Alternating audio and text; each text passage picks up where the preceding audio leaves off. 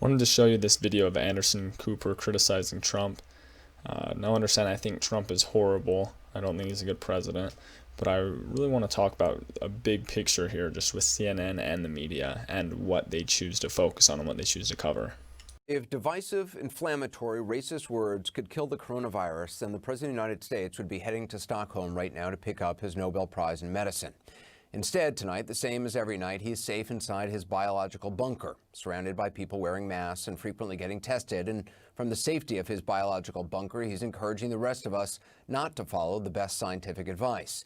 He's trying to persuade the country that the virus is simply vanishing. Or if that won't work, he's trying to divert people's attention elsewhere to smearing a black NASCAR driver, supporting the Confederate flag and statues of traitors, which he claims is part of our proud heritage. So knowing it's a diversion, we begin tonight where attention ought to be, on the facts that we all have to face right now. Or as White House Task Force member Dr. Anthony Fauci put it today, quote, "We are still knee-deep in the first wave of this." Today, the country crossed another milestone, 130,000 lives lost. By tomorrow or Wednesday, it'll surpass another 3 million known COVID cases, that milestone. Those are facts.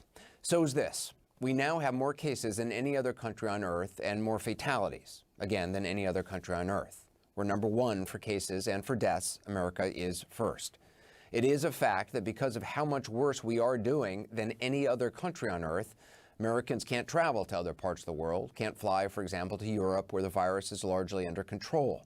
This chart showing the U.S. and European Union showing why this country is now a pariah, the two different paths we have taken versus Europe. Why it's now, in the eyes of our friends and allies, why we are now, in the eyes of our friends and allies, the object of puzzlement and, yes, even pity.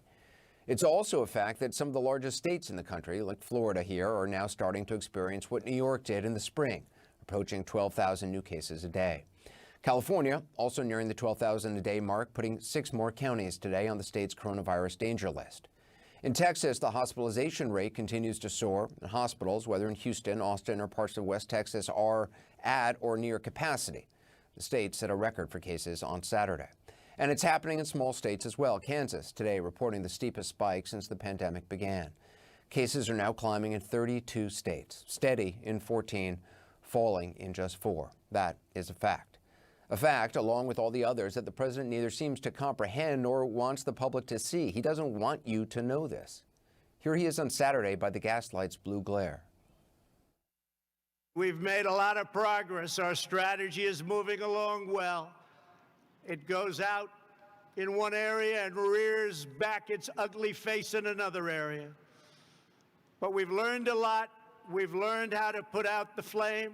Likewise, testing.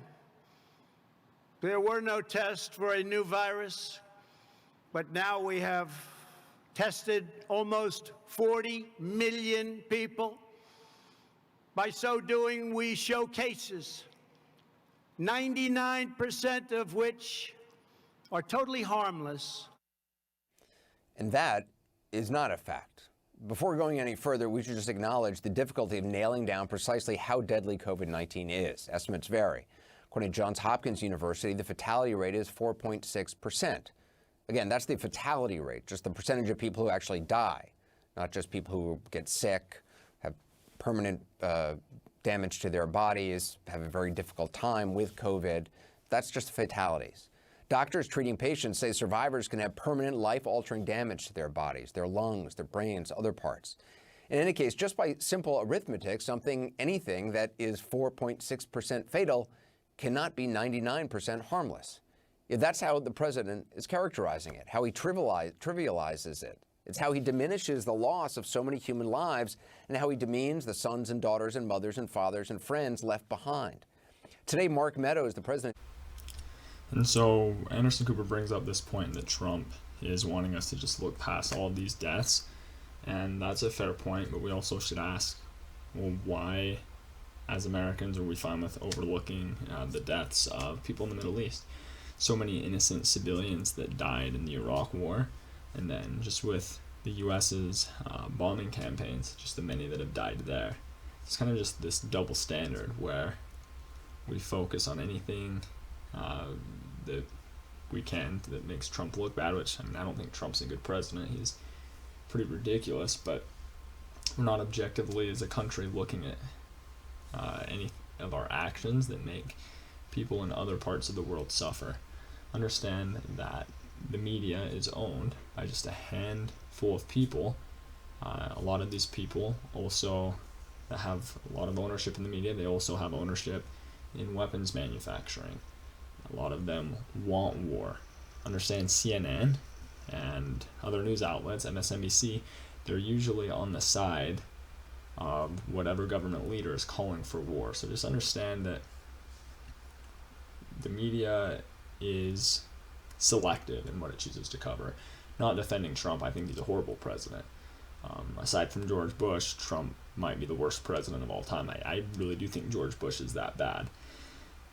We are living in a time where people are trying to almost put George Bush in this positive light. That anyone's better than Trump. Obama praised George Bush the other day.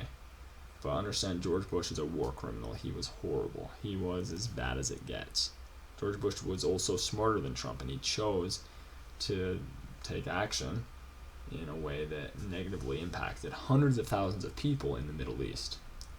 I'll have more coming out in history and politics. Thanks for watching.